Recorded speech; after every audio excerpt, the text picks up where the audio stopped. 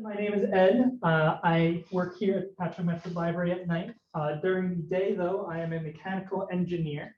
So today we're going to be talking about practical 3D printing, what 3D printing is, how do we go about making models for it, and kind of the approach that we can take to 3D printing. Because it does seem like an overwhelming topic at first, but if we go through it, it's not quite as bad as it seems. So let's start off with what 3D printing is.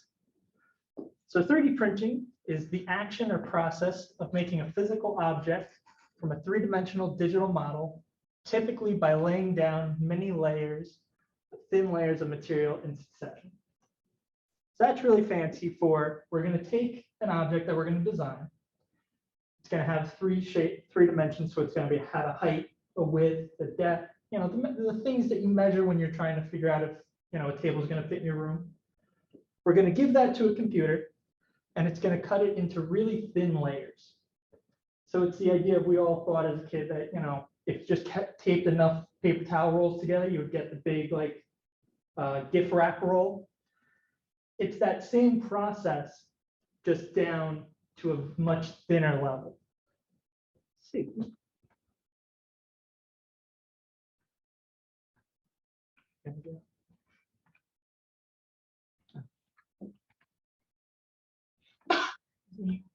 So here's the Patchogue-Medford Library. We have two 3D printers available to us. We have the Ultimaker 3 and we have the MakerBot Replicator Plus. So these both work in the way that I just described, where they go and they lay down thin layers of a plastic called our filament, and they go and they melt them so that they stick together in these different layers, and that's what makes up our object.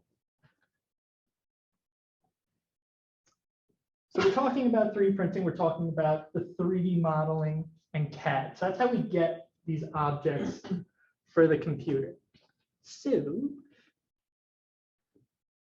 3D modeling is just a technique for the computer to produce a three-dimensional representation of any object or surface that we want to create. So it's a fancy for we're drawing a 3D picture in the computer. That's all it is. It's nothing too nuts. And I might interchange 3D modeling with the word CAD. So CAD is just computer-aided design. Everybody likes using acronyms nowadays, so they came up with one for this as well. So something else to note is there are many different types of 3D modeling softwares. So today we're going to be talking about more industrial used ones. So things where you want to give it a very defined size. So you want to give it dimensions. You know, you want to give it that defined length because it has to fit in certain spots. But it is worth mentioning that there are other programs that are more artistic based. There's one, I believe it's called Blender. You start out with like a little ball of clay and you sculpt that around. Many models that are used in like CGI in movies are used more with a system like that, where it's more artistic, where the sizing doesn't matter quite as much. It's more about the fine details of the model, where these industrial ones are giving it dimensions and sizing and things of that nature.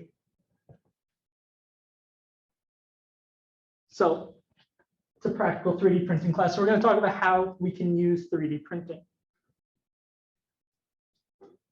So on the screen here, I have two examples of things that I've done here at the library. So on the left side of the screen, hopefully everybody's played the board game Trouble. You know, the little pegs that go around, you have a nice little dice in the middle. Well, I personally work in the children's section of the library. So we lend out board games all the time, and they don't always come back with all their pieces, sadly. So something I've done is I've gone and I've created a folder of different board game pieces for these games we have. So if one happens to come back missing a piece or two, we can print a replacement for it. We don't have to buy a brand new game anymore because we know that nobody actually sells those little pieces because they want you to buy a brand new game. Now on the right side of the screen, this is another fun story. One of the security guards had asked me about a piece for his snowblower. The snowblower worked wonderfully. it was still going strong. But this piece here was the one that held that chute that actually directs the snow away from what you're trying to remove it from. And he looked high and low on like every website, every manual. He couldn't find it. So he had this perfectly good snowblower that he couldn't use because he couldn't find this piece. So he asked me if I could make it for him. He handed me a bag with all the broken pieces. I managed to piece them together and we came up with the part. We printed it for him and his snowblower worked great. So for all of a couple hours of 3D modeling, because that is a more complex piece, we saved a $1,000 piece of equipment for him that he would have had to replace just because he couldn't find that one piece. So for my people in person, I'll show you this first before we switch it to people online. We all have vacuums at home and we all know we lose things. So personally, I've lost the very nice thin nozzle for my vacuum at home. So I made a new one for myself because I don't want to spend money on it. And I have a 3D printer sitting at home. So I printed it for myself so we could see that it's unique for the vacuum that I have. And it took me all of like 10, 20 minutes to do. So we can pass this around, you can see. Now, if you look at it, you can feel that it has those different layers that I was talking about before. If you run your nail across, you'll feel them definitely. And that's how it's all put together, is it's these thin layers melting together, and that's how we get one solid piece. It's a form of manufacturing called additive manufacturing. We normally think of taking stuff and either cutting stuff away to make pieces, but there's the other way that we can go and we can add stuff together to create our piece instead.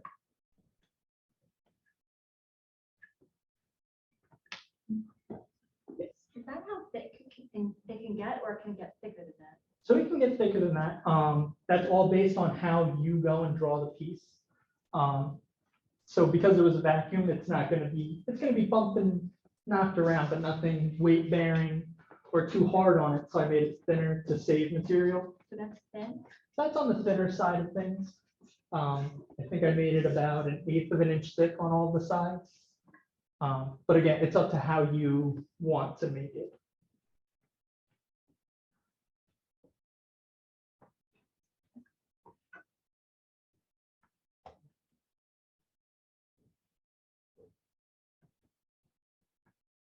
So Crystal is being so kind as to show our online audience the piece that we have that I had shown around. So we have again, it's just a vacuum nozzle. I'm a neat freak when it comes to my car, and I couldn't get in between the seats. So I went and I made that for myself. Sorry. I'm also cheap, so I didn't want to buy a new one.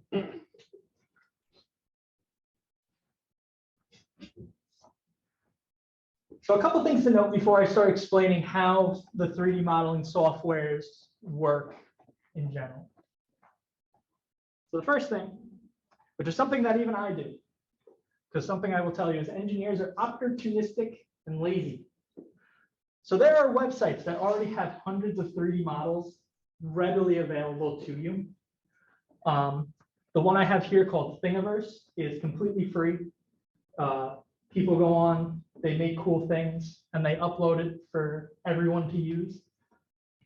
So personally, I'm of the mindset of if I thought of it, somebody else has at some point in time. And possibly it's somebody with a lot more time than myself, and they might have already done it. So that's something to note. There are other ones with paid subscriptions, or you can buy the file because people do sink a large amount of time into these pieces. But Thingiverse happens to be free, so that's the first one that I always personally check. The other thing for more specific requests, there are 3D modelers that you can hire. They do charge about 30 to 50 an hour from what I was checking. I personally wouldn't recommend it unless you were doing something very intensive that requires it to be super precise and handled by a professional. I personally feel like that you can either find it on one of these other websites already made or be able to figure it out yourself. but I felt it was worth mentioning that the option does exist.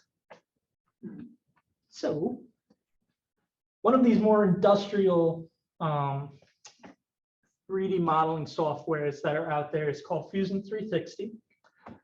It is completely free for hobbyists. So it is a personal favorite of mine. It has a very nice layout. And I'll be showing you how to go through some of the basics of that today as well. Another reason why I like to recommend Fusion 360 to people is they have amazing tutorials online.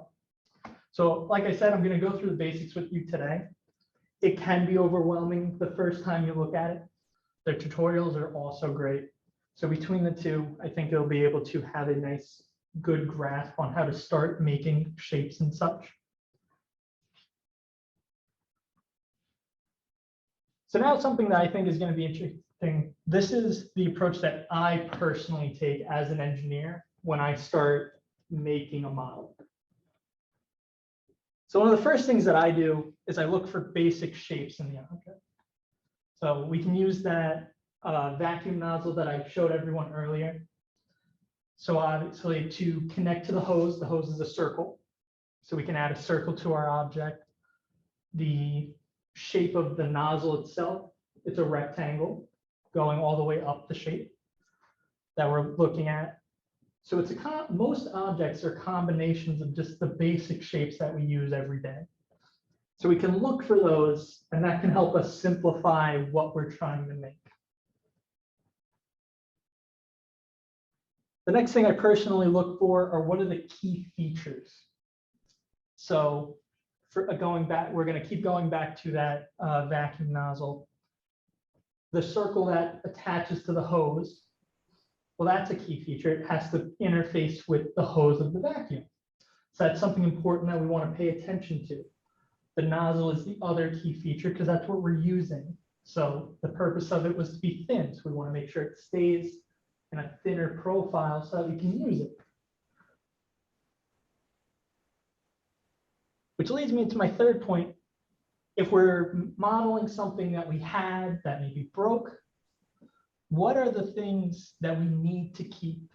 And what are some things that don't necessarily have to happen? So for example, we'll keep going back to this. On most nice, vacuum nozzles, over here is usually curved. We have the curve in the top of the nozzle, so it's rounded on one end, so it's not just that rectangle at the top. Now, normally, companies do this so that it's a little easier to use, but they're not necessary all the time. A lot of the times, companies will go and they'll remove extra from the piece so that they're not wasting manufacturing costs, material costs. But there's no reason why pieces can't be like that. I'm trying to think of a good example of this. If you ever see, let's say, there's like a corner and it has a tiny little piece sticking out to connect the one face of the corner to the other for a support, there most likely was a lot more and they cut them all out because they wanted that material for other things. So sometimes we can leave material and leave extra on our object that when we buy it as a consumer product, they remove. And then the last thing, and probably the most important one, is take a bunch of measurements. It makes it a lot easier when we know how big everything has to be related to each other. So for the vacuum head, we need to know the size of the hose that we're putting it on. For the rectangle that makes up most of the nozzle, well, how wide do I need it to be to actually fit in between the crack of my seat and like the side of my car?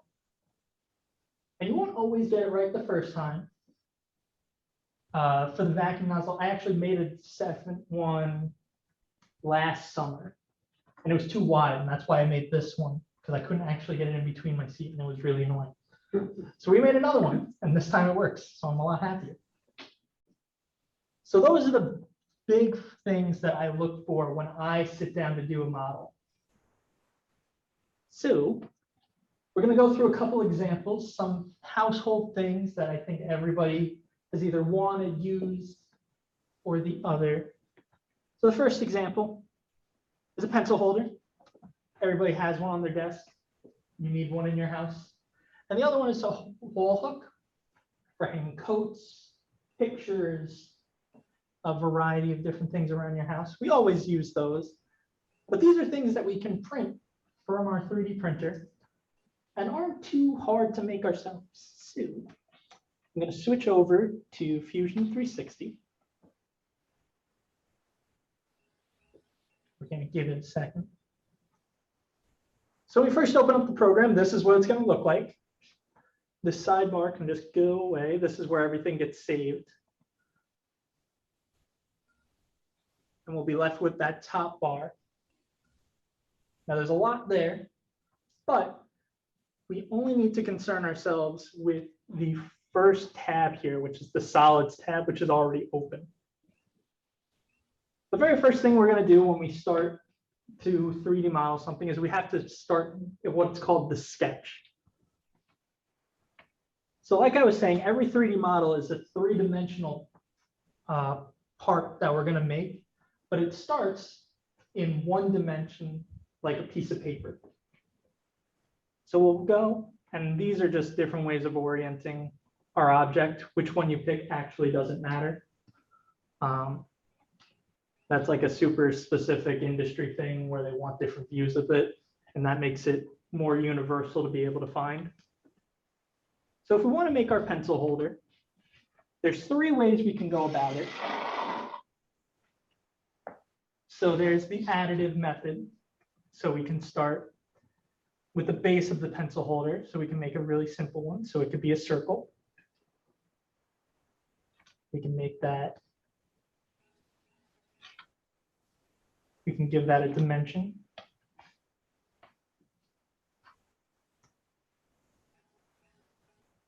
Give it an update. Sure.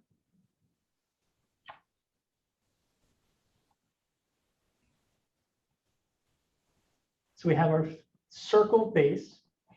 We can give it a height now.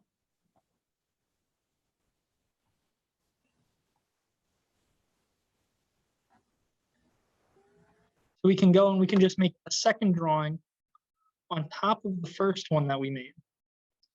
So since we already have our base, that's our solid part, that's what's going to hold our pencils from falling at the bottom, which obviously we don't want. We can then go and we can make a border for it. So we made the outside 25, so I'm going to make this second circle here 20. So that we have an inside and an outside. So if you missed that, I drew two circles. I drew one that was the same size as our first one, and I drew one that was slightly smaller. Now we can go and we can pick space in between those. That creates a cylinder. So the idea behind this is we go and we can layer different objects on top of each other to make a piece. That's the first way that we can make our pencil holder here. We can then go and we can make the same object, but we can go and we can make it by subtracting material instead. If I go, I can make our circle. I can give it a height. So it's the same height as the one we have here. And if I now draw another circle on top of this, that same 20 millimeter circle that I drew on our first one to make the inner wall of our pencil holder, I can draw another one on top of a solid piece.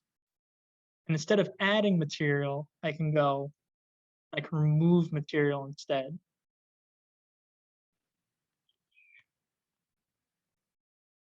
So this leads into your question about how we can add holes and such.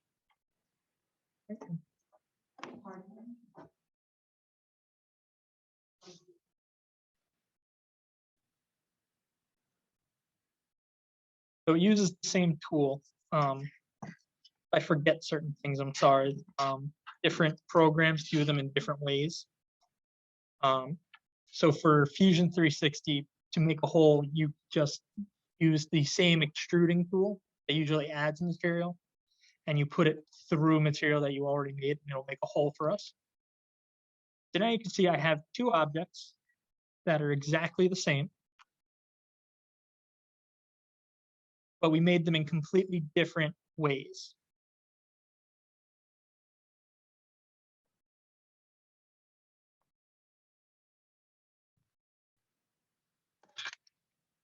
Now, a third way we can do this is we can go and we can make an object,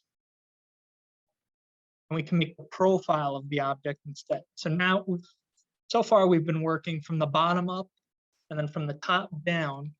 But what if we wanted to work on the side of it? We can go and we can make a rectangle.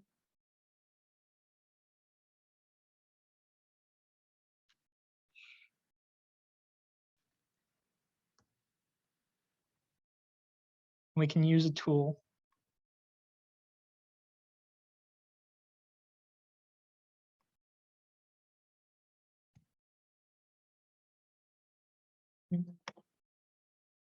Well, I forgot a line. This is why we are going back real quick.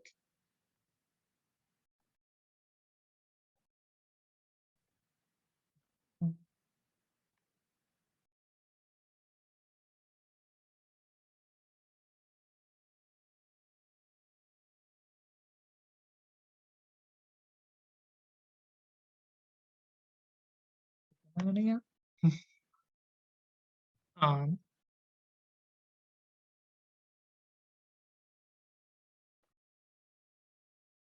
okay. So now from this, I can go and I can add in something later, but we can take this side profile of our object.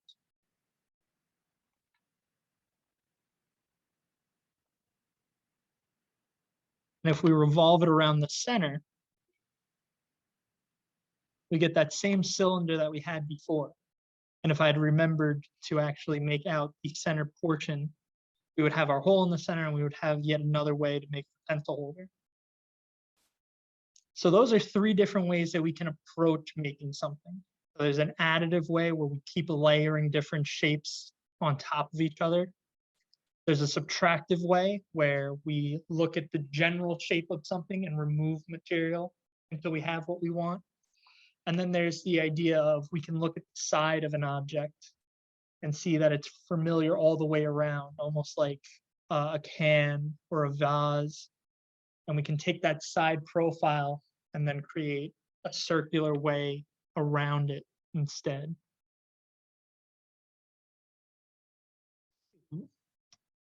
Those are our pencil holder examples. So if we wanted to make our wall hook, let's say, we start with a sketch. So we can think about, well, there's that rectangular portion that usually goes up against the wall. So we can make it some arbitrary size for right now. Personally, when I do a lot of 3D modeling, I do an additive approach to it with some elements of subtractive. We have that rectangular block. That's usually what's going to sit up against the wall. Now I might want to add a hole to add a screw to actually attach it to the wall. We can go and we can create a line. That triangle that's next to my cursor there means that I'm in the center of the line that I'm currently connected to. And we can add a dimension to that. Now, if we knew the size of our screw, when we add this circle in, we can make it that size. Since I don't have anything particular in mind, we can just make it a random size again. And we'll be able to make a hole from that.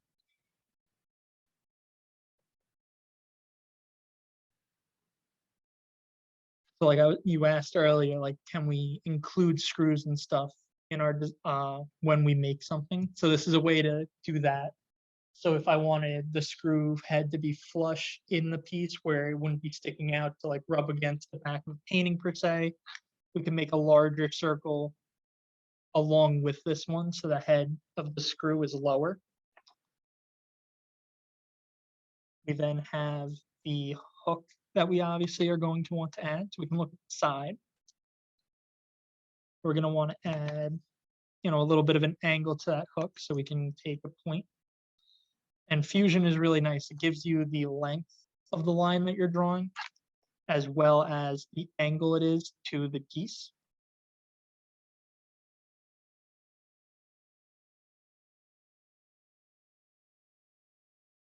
From there, we can make just a nice slanted rectangle.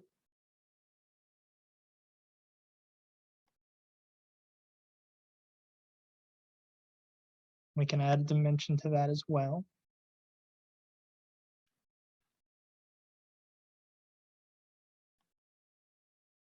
And we can see we've made a basic hook for our wall. Now, obviously, I made this in a couple minutes, so I would go, another nice tool is this fillet. You can select an edge, and it will round them for you to a given dimension that you give it. So I like to use this tool when I'm all done.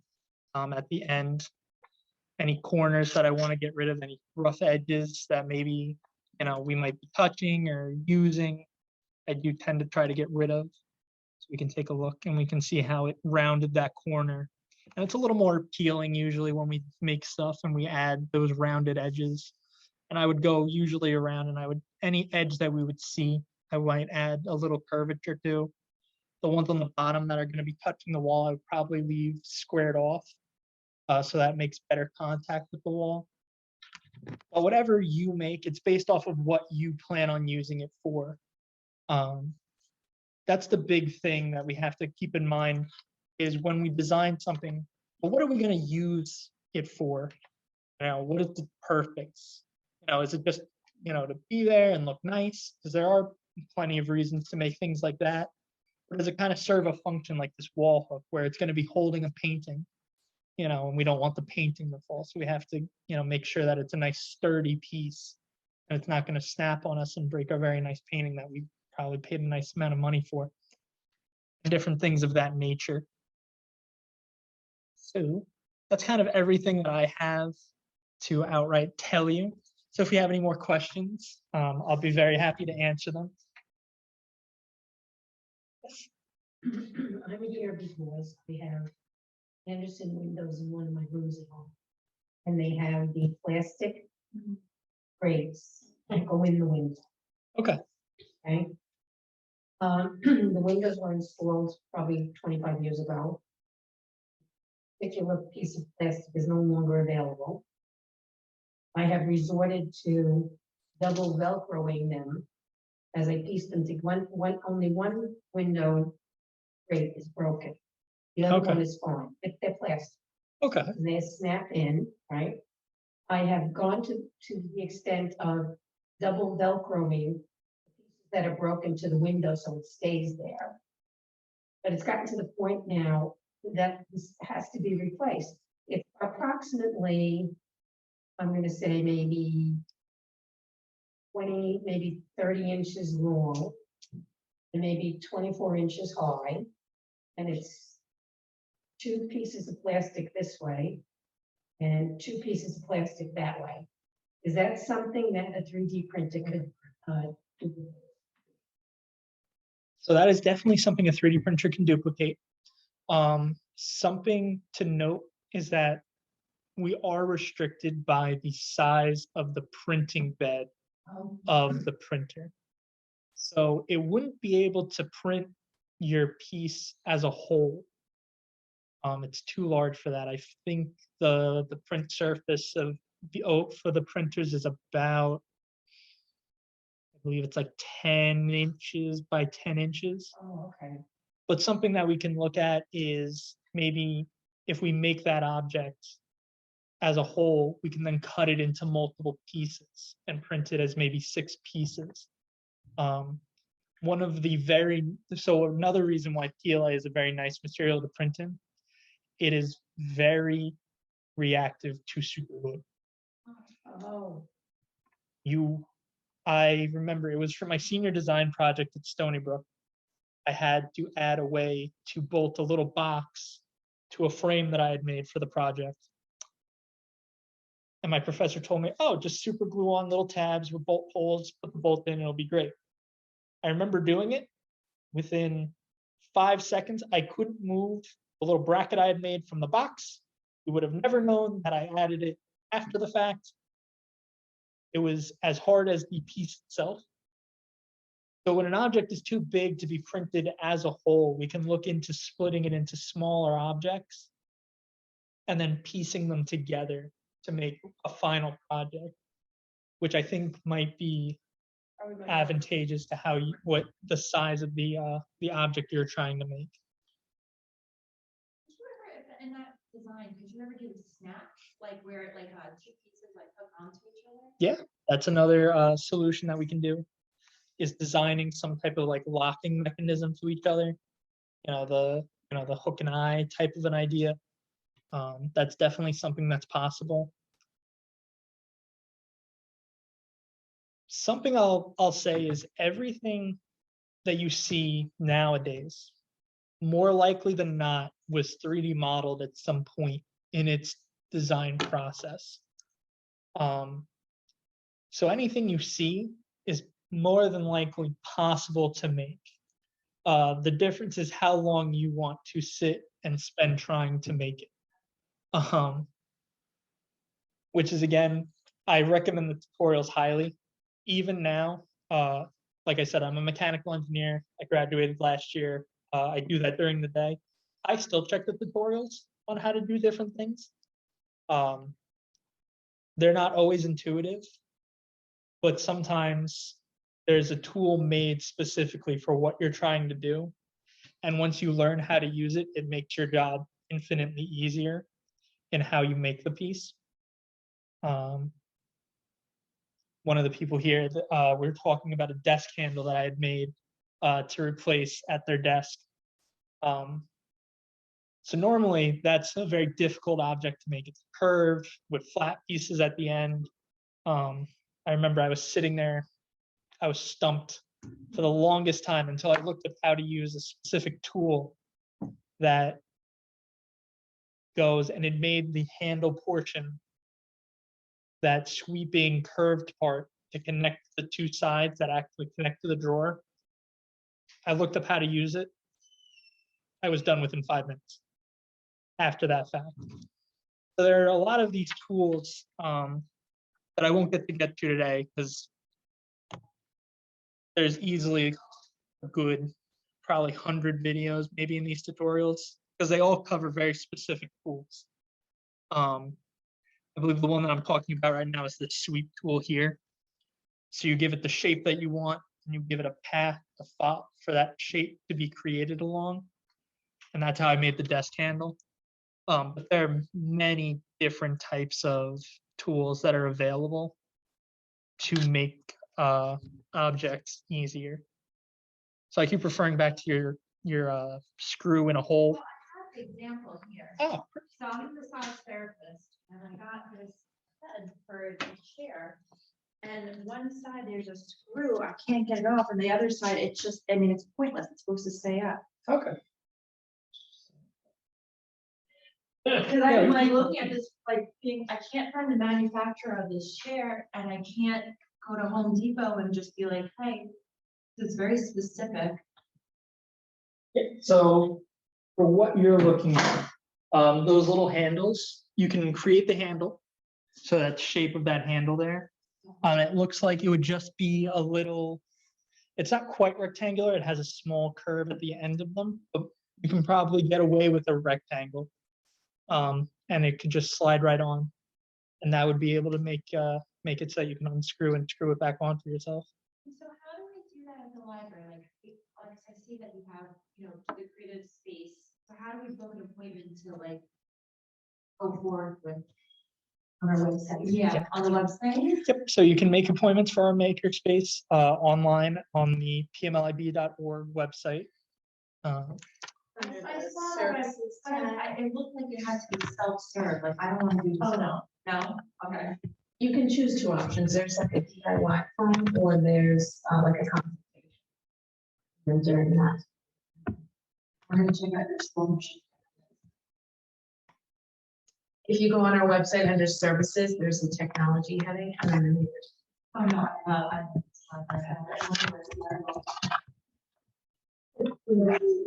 The best part of living in Patchogue. Oh my God, I no one always has a said- no one has a library like this. I was just saying, I've never made my Thanksgiving turkey right here. Nice. Oh, Wow. yeah, like, it's just, I love this library. Favorite place. Yay. So yeah, if we look under the services tab of the for everybody at home, if they didn't hear, if you go to pmlib.org under the services tab, we have our makerspace tab here. If you go to that, you can go and you can make an appointment.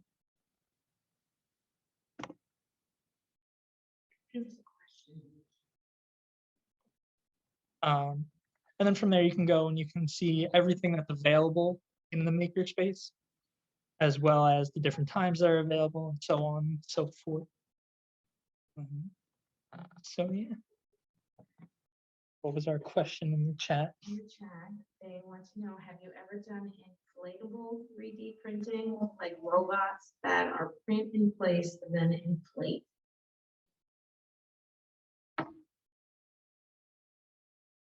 So I haven't done anything of that nature. Most 3D printing does take a solid form. So some of them are more malleable than others, where they're flexible in a way, depending on the material you use, but they generally do have some sort of shape predefined to them. Off the top of my head, I can't think of any material that would fit that. But I also personally haven't had a need to do something like that, so I'm not 100% sure to say that it doesn't exist. There's some, nothing with moving parts. Well, automating would be a different category. So if you wanted to automate something, we can definitely go and we can print something that attaches to a motor. There are certain 3D prints that they're jointed together and they move. So they can make like different toys and such. I've seen have been 3D printed like that, where it prints as a solid piece. But once you take it off the bed, it wiggles around like those wooden snake toys you've probably seen. They're printed almost in a similar manner to that, where they can wiggle around and move like that. I've seen people print ball bearings, so it's just something like they go in your tires and wheels usually. That's what allows them to spin. People can print things of that nature. So moving parts is definitely something that's possible.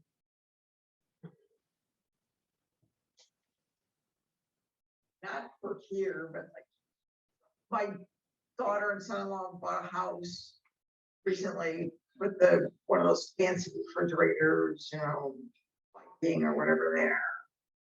But freezer door, when it rolls out, like the bar that it rolls on is broken, and it's an older model, so you can't get it anywhere.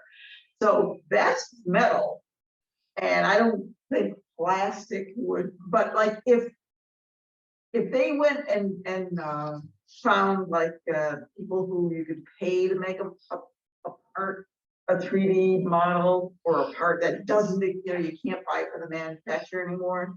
Can something be made in metal or? So manufacturing in metal uses a different process. So it starts off the same, where you still design a 3D model for it, but instead of it getting printed in a plastic in an additive way, where we're making those thin layers, it's usually put into a CNC styled machine, which can basically be summed up as we've all seen, a drill bit. Right, A CNC machine goes and it moves a drill bit in a three-dimensional plane. So instead of adding these plastic layers, it would be removing metal all right. from the process. And there are companies that do custom pieces like that, different machining companies. I will also say that metal is more expensive than plastic, for obvious reasons. But it does exist and it is available. But it is a more expensive option. Replace the whole refrigerator is Would probably, super expensive. yeah, you would have to weigh the cost of getting that individual part made versus the cost of a new refrigerator. At a certain point, if you put $1,000, for example's sake, you put $1,000 into a $2,000 refrigerator. At that point, you might as well just buy the new refrigerator. You're already halfway there. But these are like $10,000 refrigerators or whatever. Yeah, so like at that point, it would still be worth it. You're only at a tenth of the cost of the refrigerator. And if the refrigerator is running strong, then I don't see a reason not to do that. But You'd be surprised what the manufacturers have available, maybe not in the last year or so. But my daughter had a KitchenAid wall oven. Glass exploded, in the window. And I said to her, buy a new oven. She said, no, then I have to redo the kitchen. And believe it or not, she was able to get a replacement door. And it's an old stove. You never know what's out there. So if you call, No, I it's thought it was ridiculous because I would have bought a new one, but that's me. No, it's been researched. Oh, The part doesn't exist. How does this sturdiness of the filament, like, can it be used for like heavy machinery? Like, I know you said the one guy with the snowblower, that's just that one piece. But if you like, if the wheelbarrow breaks its wheel, can it be made like the wheel that will withstand the weight of? so that's a good question. So there's certain settings in the 3D printing software. So I mentioned there's the 3D modeling software, and then there's that software in between the model and the printer that goes and translates it into something that the printer understands. So one of the settings is there are multiple settings in there that determine how much plastic is used when creating a part. So there's one setting called the infill. So if I were to make a 1" by 1" box, the whole box isn't necessarily a solid piece of plastic. To save on material, they implement this setting called infill. So you set this setting, the walls of the box will be fully plastic, but the inside will have hollow space. It'll have some plastic inside bridging the gap so that it's not completely hollow, but it also won't be completely solid either. And that's dictated by that setting. A common setting is 20, about 20% infill. So 20% of the inside of your piece will be plastic. The other 80% will be air. If you're trying to make a piece sturdier, you can increase the infill of the piece. It uses more plastic, but it'll become sturdier in the long run. Depending on how the piece was modeled, you can change the thickness of the walls. If it's a design requirement, you can go and you can make the piece thicker. So the more plastic you add, the sturdier it'll become. Then you use more, but you add strength to it. There is another setting it's called a splicing program, where let's say that 1" by 1" box has to be 1" by 1". I can't make the box any bigger for what I'm doing. But I don't want to make it completely solid either. Those walls that it constructs before it adds that center infill area, you can change the thickness of that as well in those settings. So there are different settings that you can use in the splicing software to make an object stronger, as well as when you actually create the model that can increase the strength of your piece.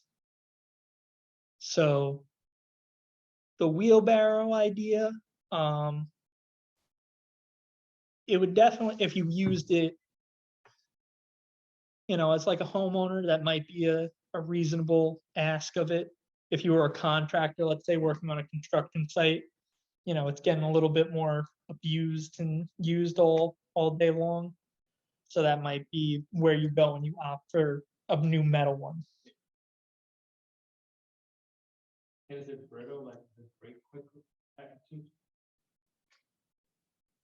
Yeah, like your vacuum thing, you dropped it. Will it just crack into? No, that will be fine for probably as long as I own the vacuum. I remember the very first time I was shown something that was 3D printed. We had the same idea. It was, how strong is this thing? So we printed a tiny circle with some spokes in it, as if it was like a wagon wheel looking thing. It was maybe 4 inches in diameter.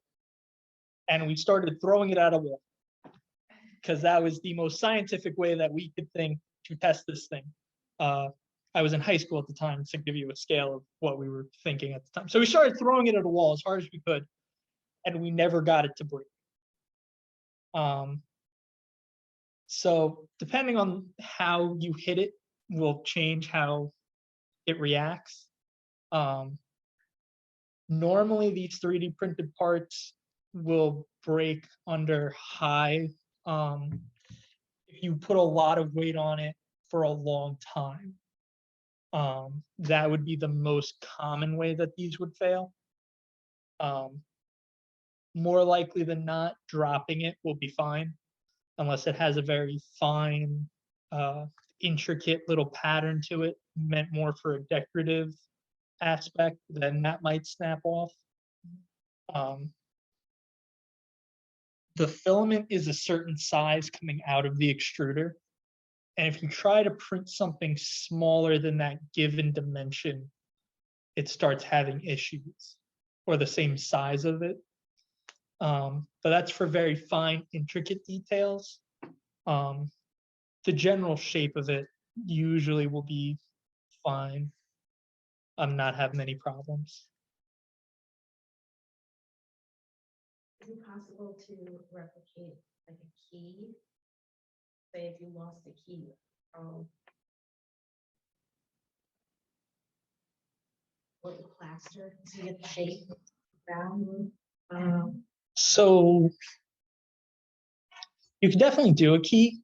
The only issue you might run into is, as with anything, whether it's made by a person or made by a machine, there's a certain wiggle room that everything has. So if I tell the 3D printer I want a 1 inch by 1 inch box, it's not going to exactly be 1 inch by 1 inch. There's this thing called tolerance whenever you manufacture anything, whether it's by hand or again by machine. So that 1 inch by 1 inch box might be, 15/16 by 15/16, or 1 1 1/8 by 1 1/8. It could be a little bit smaller, it could be a little bit bigger. It depends on the machine. So I don't remember the tolerances of the 3D printers we have here off the top of my head. So something like a key might have issues because it is so small and exact in its sizing, that the printers might have issues with it. But it is possible. Again, it all comes down to how precise the printer you're using is. So industrial grade printers obviously have a tighter tolerance than, one that is used for educational use in a school per se. They're being, these ones in industry are meant to hold a certain tolerance for the design of the product. Well, in school, it's meant as, a general learning experience for hobbyists and, for teaching the fundamentals of 3D modeling and to introduce people to these concepts. Now, the tutorials, you don't have to download the actual software tutorials. No, they're all for Fusion 360. I'm pretty sure they're all web-based, so it's almost like it's a step-by-step instructional usually. There might be videos associated. I forget off the top of my head which ones work with which, but yeah. It was 4 hours long. Okay, so the Udemy. Is it 3D printer large? It's a little bit bigger than your average printer, I would say. And that's why that you said it's 10 inches by 10 inches was the largest that we could print. I'm guesstimating those sizes. It might be a little bit bigger. Maybe even the size of 11 by 12 piece of paper or something. Yeah, like that. something around that. Around that size. So that's interesting. And then it comes out like a printed paper, but it's a piece of plastic. So they layer, the way it works is it raises up this printing bed and then it adds these thin layers of plastic and it slowly moves it down. So where the plastic comes out never moves and this bed moves down. Some work where the bed stays level and the extruder moves up. And then when it's all done, the extruder moves out of the way. And oh yeah, I did a thing. Yeah. When I was in sand vessels, I would get mucking sand and I would just drip it around and then, add on. I would print the sand.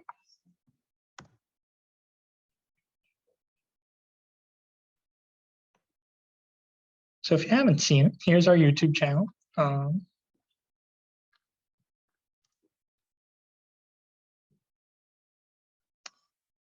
a little example of what I keep talking about with how. So I've got my essay written, Okay. and I've been working No, on we it don't. for about I don't have an essay written. I graduated. And it works out because I believe it is the 35th anniversary of Star Wars today. I believe so. So this is the Replicator Plus by MakerBot. So we can see those are the spools of plastic. That's the splicing software we used. And then it adds these thin layers, layer by layer on top of each other in order to make the different pieces. No, this is not sped up. But Yes. In real time, how long would like this Yoda? I believe these Yoda years took about 2 hours, 2-3 hours. These were glow in the dark. That I like the filament a lot. So the larger the piece, the longer it takes, because the machine has to move around more. So.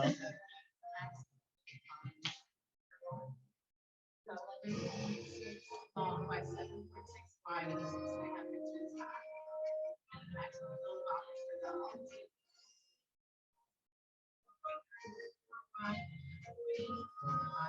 Okay. So yeah, so the one is about a size of a piece of paper, and then the other one is a little bit larger than that.